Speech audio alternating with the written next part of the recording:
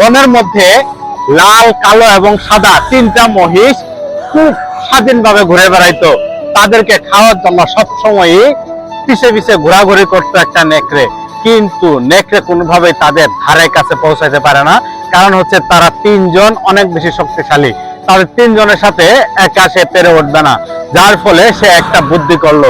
সে করলো কি, এখানে লাল এবং কালো মহিষের কাছে গেল এবং তাদেরকে গিয়ে প্রস্তাব দিল, আমি হচ্ছে সাদা মহিষটাকে খেয়ে ফেলবো, এর বিনিময়ে তোমরা হচ্ছে স্বাধীনভাবে আজীবন এখানে তোমরা ঘুরে বেড়াবে। তারা এতে রাজি হয়ে গেল, যার ফলে সাদা মহিষটাকে সে খেয়ে ফেললো। এর পরের দিন যেটা হলো, সে কালো মহিষের কাছে গেল এবং কালো মহিষকে গিয়ে বলল যে আমি লাল মহিষটাকে খাইতে চাই এবং তোমাকে আজীবনের জন্য স্বাধীন করে দিতে যাচ্ছি। যার ফলে কালো মহিষটা হচ্ছে রাজি হয়ে গেল এবং লাল মহিষটাকে খেয়ে ফেললো। এর পরের দিন দেখা গেল নেকড়েটা আবার চলে এসেছে তার কাছে।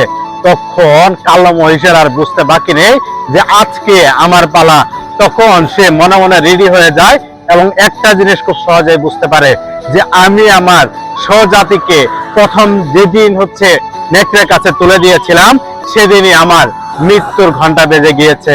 তেমনি আমাদের দেশ নিয়ে যারা ষড়যন্ত্র করতেছে, তারা কিন্তু একে একে একটা দলকে ধরতেছে এবং তার বিরুদ্ধে বিভিন্ন ধরনের অপপ্রচার চালিয়ে যাচ্ছে। আর আমরা সেগুলাতে পা দিয়ে একজন আরেকজনের প্রতি টুকরা টুকরি শুরু করে দিয়েছি। এটার ভবিষ্যৎ খুবই খারাপ।